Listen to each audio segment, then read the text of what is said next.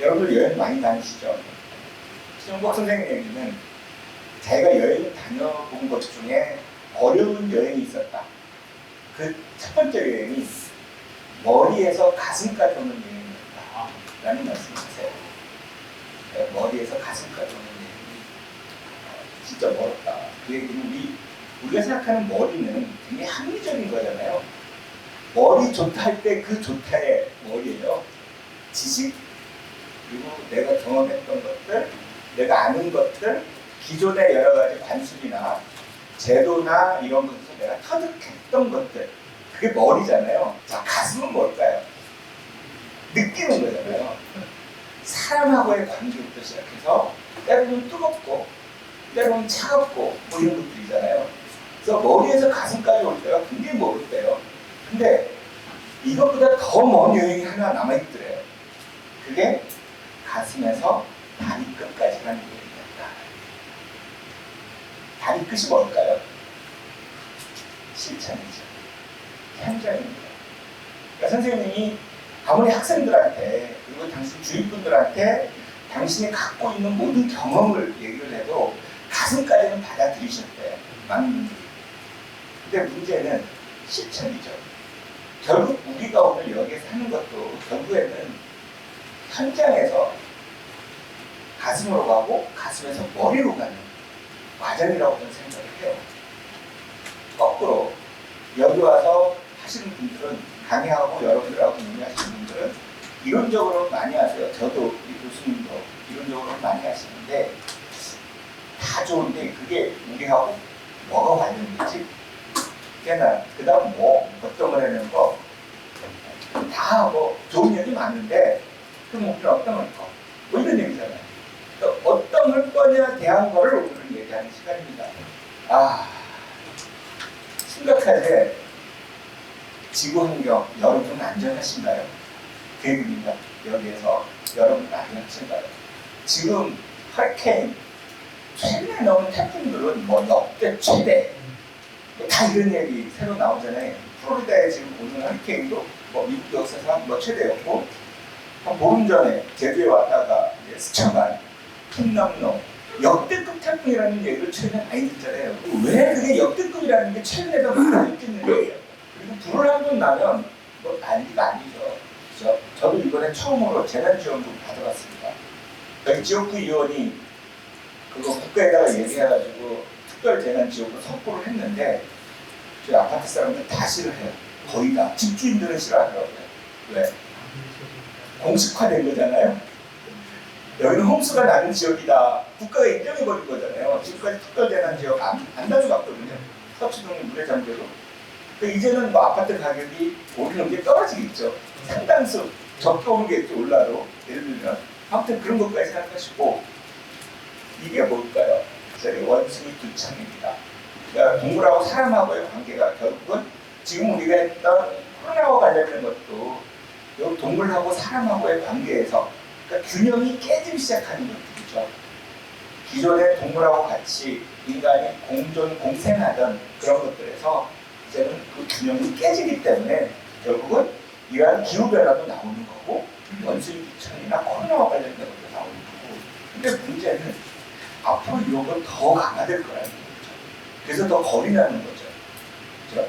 우리가 백신을 맞아도 또 새롭게 또 굉장히 많은 것들이 나올 것이다. 두 번째입니다. 기술에 대한 거 아까 굉장히 많이 들으셨죠? 이거 공감하세요? 어떠세요? 이 빨간색 고정한 게 이게 맨 처음에 했던 게 이제 택시잖아요.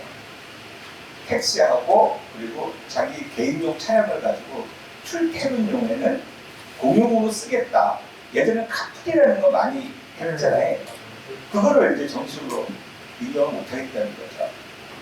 택시 관련된 영업하시는 분들, 우리 영업을 우리가 하고 있는 직업을 말살하는 거다. 그래서 서민 택시를 파탄하는 주범이 공유경제 뭐 이런 거하고 굉장히 충돌이 일어나는 거예요. 그리고 공유경제를 하는 거는 기본적으로 스마트폰에 프로그램을 깔아서 웹을 깔아서 서로 같이 공유하는 거잖아요. 그래서 어느 시간에 어디부터 어디 같이 가는데 같이 갈 사람 있으면 나랑 같이 가자. 택시 안 타고 뭐 그런 건데 반대하는 거고, 그리고 이거는 제주도의 얘기예요. 여기 보게 되면 전농 제주 연맹이라고 돼 있어요. 스마트 판과 관련된 것들입니다. 저거 한 6, 7년 전인데 요즘 제주에서 이번에도 농사 굉장히 어려웠잖아요.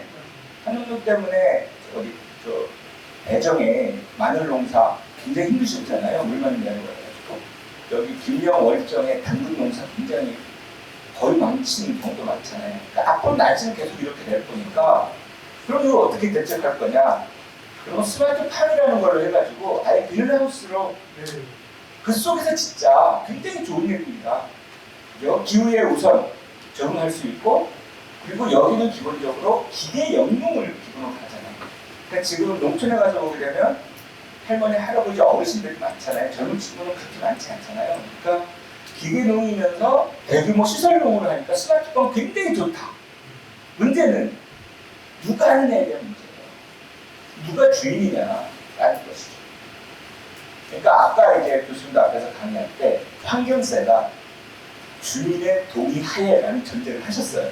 땅 주인, 원래 있던 거기 분들의 동의하에 같이 하자라는 건데 그러한 것이 안 되고 대기업 중심으로 스마트팜과 관련된 게 진행되다 보니까 농민단체가 반대했던 케이스입니다.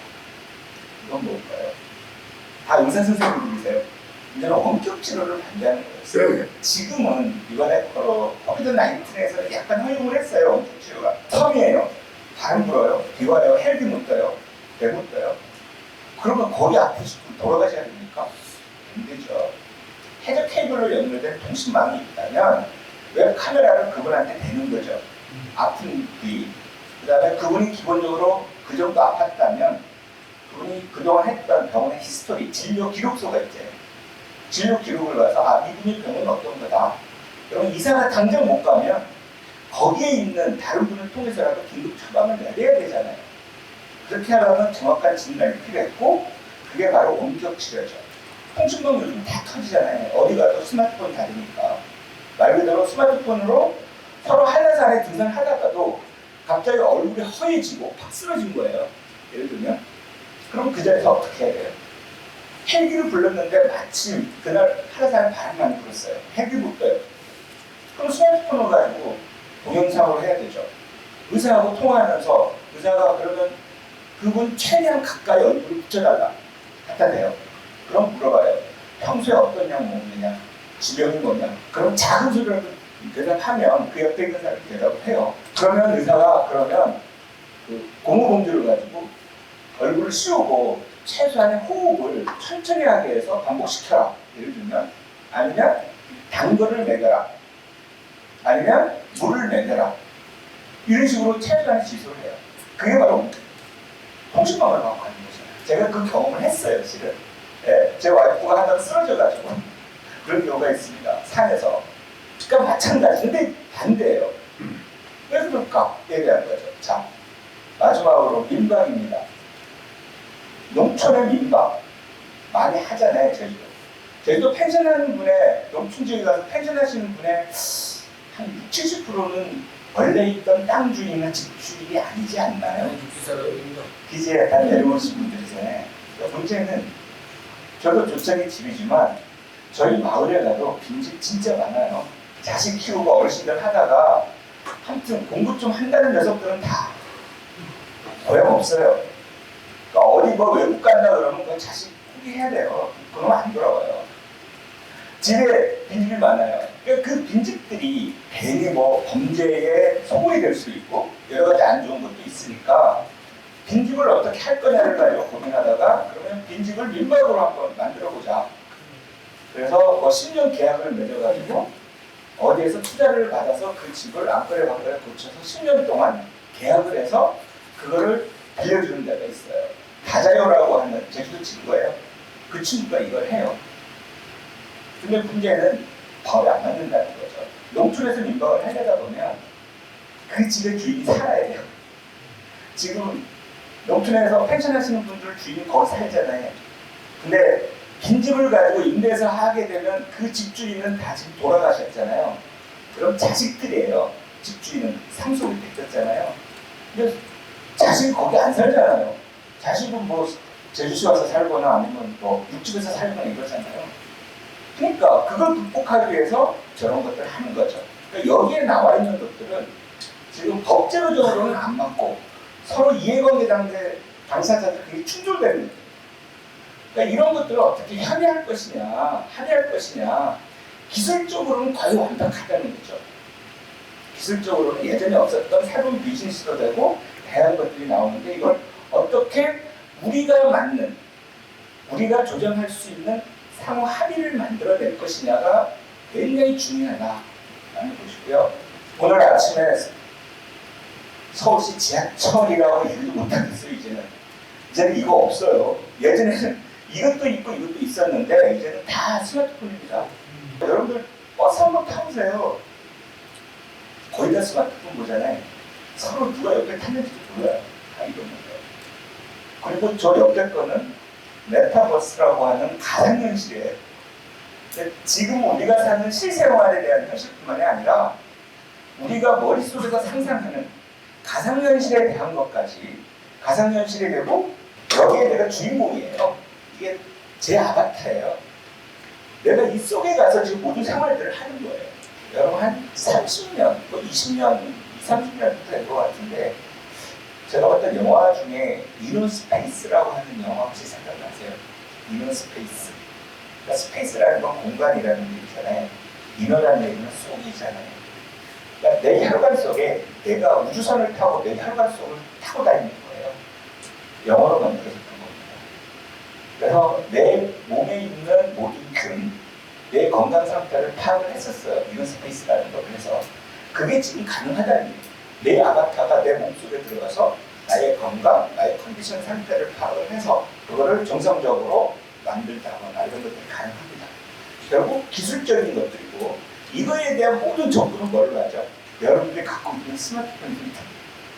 스마트폰 속에 모든 게 다 들어가 있어요.